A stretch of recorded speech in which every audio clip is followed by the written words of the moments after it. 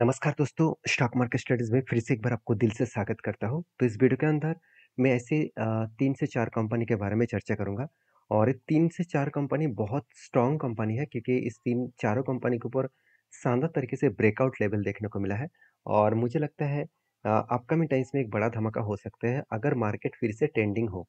तो सबसे पहले मैं डिस्कशन करूँगा मदरसन सुमी वायरिंग्स लिमिटेड के बारे में। तो मदरसन सुमी वायरिंग्स लिमिटेड आप सभी जानते हैं संवर्धन मदरसन इंटरनेशनल लिमिटेड कंपनी का ही एक सब्सिडरीज कंपनी है। तो इसको डीमर्ज किया गया और अलग से मार्केट में लिस्टिंग किया गया। तो देखिए कंपनी इसके मार्केट कैप अभी बहुत छोटा है, फिर भी इस कंपनी में दम है आगे बढ़ने का। और देखिए पी रेशियो उतना भी हाई नहीं है जितना हाई हम लोग सोच रहे हैं। बाकी देखिए आरओसी आरओई तो ठीक है। ये सारे पॉइंट्स मैं इसीलिए दिख रहा हूँ क्योंकि इसीलिए दिखा रहा हूँ क्योंकि कंपनी के ऊपर बेस्ट तरीके से एक एंटी पॉइंट्स यहाँ पे मिला है। बेस्ट तरीके से एंटी पॉइंट्स का मतलब क्या है, देखिए कंपनी के ऊपर बहुत दिनों से एक कप बना था, उसके बाद 1 बार 2 बार हैंडल बने और फाइनली क्या हुआ, फाइनली ब्रेकआउट हुआ एंड ब्रेकआउट कंफर्मेशन भी हो गया। उसके बाद मुझे इंतज़ार करना था कि कब रिटेस्ट करेगा तब एंटी बनेगा। तो फाइनली यहाँ पे रिटेस्ट किए इस जगह पे और उसके बाद एंटी भी बने और यहाँ से देखिए कंपनी धीरे-धीरे एक ही जगह पे कंपनी ट्रेड कर रहा है और एक ही जगह पे ट्रेड कर रहा है और यहाँ से देखा जाए तो कंपनी बेस्ट तरीके से जर्नी करने के लिए तैयार हो रहा है। अभी बेस्ट तरीके से जर्नी का मतलब क्या है, कंपनी अगर अप ट्रेंड गए तो कहाँ तक जा सकते हैं? जो टोटल रेंज निकल कर है टारगेट का, वो टारगेट लेवल निकल कर है करीबन 96.50 के आसपास। अभी देखिए टारगेट मेरा खुद का टारगेट नहीं है, जो पैटर्न्स के वाइज टारगेट मिला, वही टारगेट को मैं फॉलो अप कर रहा हूँ। जो देखिए टोटल लेंथ मिला कप का, वही कप का लेंथ यहाँ पे ऊपर टारगेट के हिसाब से मुझे देखने को मिले और मैं इसी कारण की वजह से मैं इस कंपनी के ऊपर ट्रेड रहा हूँ। अभी मैं आपको जो जो डेटा दिखा चुका हूँ, कि कंपनी का सब कुछ ठीक-ठाक चल रहा है। क्या बाकी डील्स भी ठीक है? जैसे आप देखेंगे तो इस कंपनी के ऊपर बड़े-बड़े एनालिसिस ने भी बाइंग का रेटिंग दिया, वो भी कितना 70% का और होल्ड का कितना 10% और सेलिंग का कितना 20%, मतलब हायर पॉसिबिलिटी है ये ऊपर साइड में जाने के लिए। तो यहाँ पे कंपनी का देखिए रेवेन्यूज़ प्रॉफिट देखिए कितना शानदार ग्रोथ है। हाँ, इस बार थोड़ा-सा प्रॉफिट कम हुआ और रेवेन्यूज़ देखिए कितना स्ट्रांगली रेवेन्यूज़ कंपनी मेंटेन्स कर रहा है। जब रेवेन्यू इतना स्ट्रांग है, जब प्रॉफिट ग्रोथ पॉजिटिव है, तो उस कंपनी के ऊपर अपकमिंग टाइम्स में जर्नी होने के लिए काफ़ी रहेगा। बाकी इस कंपनी के ऊपर जो डेटा पॉइंट्स हैं, वो मेरे हिसाब से बेस्ट तरीके से यहाँ पे डेटा पॉइंट्स देखने को मिला और बाकी इस कंपनी के ऊपर जो अपडेट्स हैं, वो अपडेट्स में एक ही मतलब ये जो अपडेट्स यहाँ पे देखने को मिला, वो उसके हिसाब से बात करूँ, तो कंपनी के ऊपर शानदार तरीके से परफॉर्मेंस हो रहा है, उसके अगेंस्ट में ही कंपनी के चार्ट पैटर्न्स बना है। अभी फिलहाल के लिए देखिए कंपनी के ऊपर यहाँ पे मैंने एक ट्रेल लाइन ड्रॉ करके दिया था, तो फाइनली उसको ब्रेकआउट तो किया था, मतलब उतना स्ट्रांगली ब्रेकआउट नहीं था। तो इसलिए कंपनी फिर से करेक्शन हो रहा है। अभी क्वेश्चन है, अगर क्वेश्चन ये है कि कंपनी अगर नीचे आए तो कहाँ तक आ सकते हैं? देखिए पहला जो इसका सपोर्ट लेवल मिलेगा, एक्चुअली बेसिकली 2 सपोर्ट लेवल एक साथ यहाँ पे देखने को मिल सकता है। जो रेंज में यहाँ पे आपको मार्किंग करके देता हूँ, कुछ इस तरीके से लेवल्स यहाँ पे देखने को मिलेगा। जो लेवल्स निकल कर आ रहे हैं करीबन ₹63 के आसपास। इस लेवल को टच करने के लिए वो आएगा। यहाँ से कंपनी फिर से बिग बाउंस कर सकते हैं। तो इसके लिए इंतज़ार कर रहा हूँ, कब इस लेवल को टच करेगा, कब यहाँ से बाउंस करेगा, उसके लिए मुझे इंतज़ार करना पड़ेगा। आपके क्या ओपिनियन है ज़रूर मुझे कमेंट्स करके बताना। नेक्स्ट जो कंपनी उसका नाम है समर्थन मदरसन इंटरनेशनल लिमिटेड, जो मदरसन सुमी का ही पेरेंट्स कंपनी है और बेसिकली इस कंपनी के ऊपर सबसे मुझे बेस्ट पॉइंट लगा, कंपनी बहुत दिनों से जो फिगर आउट दिखा रहा था, मतलब जिस तरीके से कंपनी का परफॉर्मेंस कर रहा था, उससे कई गुना ज़्यादा कंपनी अच्छा परफॉर्मेंस कर रहा है। शायद इसीलिए बड़े-बड़े इंस्टीट्यूशन ने इस कंपनी के ऊपर 94% का बाइंग का रेटिंग दिया। अभी देखिए बाइंग का रेटिंग 94% और होल्ड एंड सेल का परसेंटेज एकदम ना के बराबर है। तो कहने का मतलब है कि जो लोग सोच रहे हैं कि इस कंपनी के ऊपर किस तरीके से सिचुएशन वाइज ग्रोथ दिखा, वो आपके सामने ही है और बाकी इस कंपनी का ग्रोथ किस तरीके से हुआ, वो देखने के लिए आपको कंपनी के रेवेन्यूज़ में जाना होगा। कंपनी के रेवेन्यूज़ देखिए हर साल में बढ़ते चले गए, बेस्ट तरीके से रेवेन्यूज़ देखने को मिले। उसी के अकॉर्डिंग कंपनी का प्रॉफिट भी बहुत स्ट्रॉन्ग है। 648 से सीधा-सीधा कंपनी 1444 एंड 1097 के आसपास देखने को मिले। मतलब कंपनी के रेवेन्यूज़ के साथ-साथ कंपनी का प्रॉफिट भी बहुत स्ट्रॉन्गली यहाँ पे ग्रोथ हो रहा है। अभी मैं एक चीज़ को आपके साथ शेयर करूँगा, वो क्या है? देखिए कंपनीज़ के ऊपर जो चार्ट बना था, उस चार्ट के अकॉर्डिंग मुझे 2 बार ट्रेड मिले। पहले ट्रेड कहाँ पे मिले? पहले देखिए शोल्डर मिला, बिग हेड मिले, उसके बाद शोल्डर मिला। इसका मतलब है शोल्डर कम हेड कम शोल्डर मिला। उसके बाद फाइनली यहाँ पे ब्रेकआउट भी हुआ और कंपनी देखिए धीरे-धीरे करके एक बार रिटेस्ट भी किए।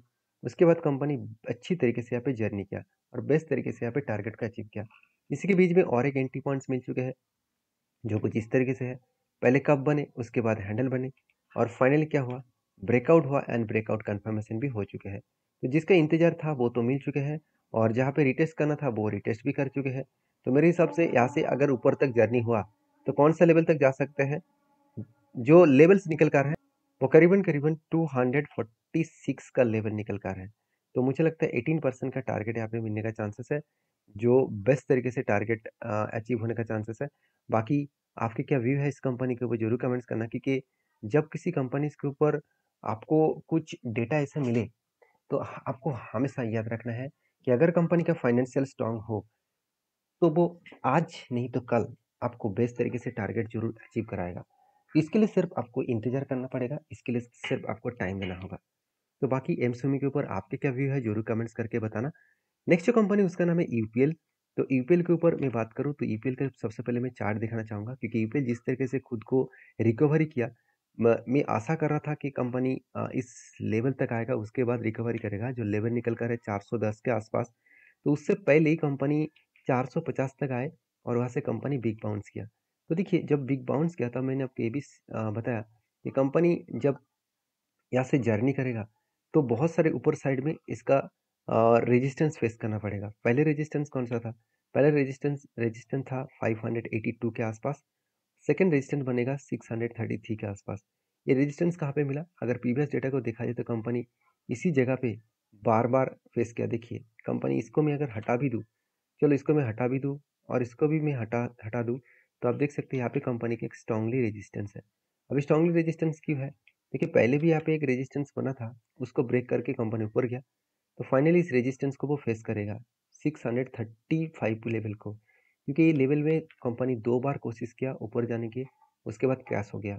मतलब यहाँ से ही कंपनी का बिग फॉल होने का चांसेस है। तो क्या सही में यूपीएल के ऊपर दम अभी तक ठीक नहीं हुआ? क्या यूपीएल सही तरीके से अप ट्रेंड में नहीं है? अगर मैं यूपीएल का डेटा दिखा दूं तो आपको कुछ इस तरीके से पॉइंट ऑफ व्यू से डेटा देखने को मिलेगा। देखिए यूपीएल के ऊपर बहुत सारे लोग तो बाइंग का रेटिंग दे रहा है, फिर भी मैं कहूँगा कि बाइंग का रेटिंग तो दे रहा है, वो तो सब कुछ ठीक है, कंपनी का रेवेन्यूज तो पॉजिटिव है, चलो मान ही लेता हूँ, मगर प्रॉफिट ग्रोथ में बहुत भारी भरकम नुकसान देखने को मिला। 1000 करोड़, 500 करोड़, 80 करोड़ के आसपास नुकसान देखने को मिला है। मतलब कंपनी के ऊपर जो ग्रोथ है, अभी ग्रोथ थोड़ा यहाँ पे रुक चुके हैं।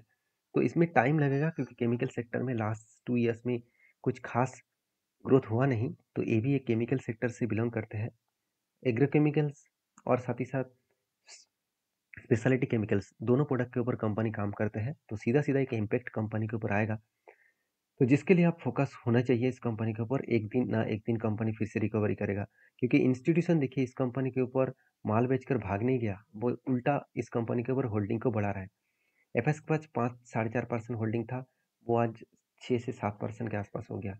और सॉरी डीएस के पास, और एफएस के पास कितना 36% होल्डिंग था, वो घट के कितना हो चुका है 34% के आसपास। तो ओवरऑल जो मतलब डेटा देखने को मिला, ओवरऑल जो यहाँ पे ग्रोथ देखने को मिला, वो ग्रोथ कंपनी के ऊपर इन्वेस्टर बहुत स्ट्रांगली इस कंपनी के ऊपर बुलिश है। नहीं तो एफआईएस कब का माल बेचकर भाग जाता। तो मेरा व्यू पॉजिटिव है, और मैं जरूर कहूँगा चार्ट पैटर्न्स में आपको ऊपर साइड में बहुत सारे रेजिस्टेंस फेस करना पड़ेगा। तो एक एक करके वो रेजिस्टेंस फेस कर रहे हैं, तो नेक्स्ट जो रेजिस्टेंस लेवल दिखेगा, अगर वो 633 लेवल को ब्रेक करे तो एक बड़ा धमाका हो सकते हैं। तो इसके लिए मैं इंतज़ार करूँगा, क्योंकि मुझे कोई पैटर्न्स दिखे तब तक मैं कोई भी बाय नहीं करता हूँ। पैटर्न्स देखने के बाद ही मैं कंपनी के ऊपर कुछ डिसीजन लेता हूँ। तो ये था कुछ कंपनीज़ के अपडेट। लास्ट कंपनी के बारे में चर्चा करूँ, उसका नाम है ऊर्जास एनर्जी लिमिटेड। तो एक 7,600 करोड़ का कंपनी है। देखिए कंपनी में चार्ट पैटर्न्स के हिसाब से देखूँ तो कंपनी रॉकेट बन गया। 6 रुपीज़ से सीधा-सीधा 600 तक पहुँच गया। तो इतना शानदार कंपनी परफॉर्मेंस करने के बाद मैनेजमेंट ने एक डिसीजन लिया।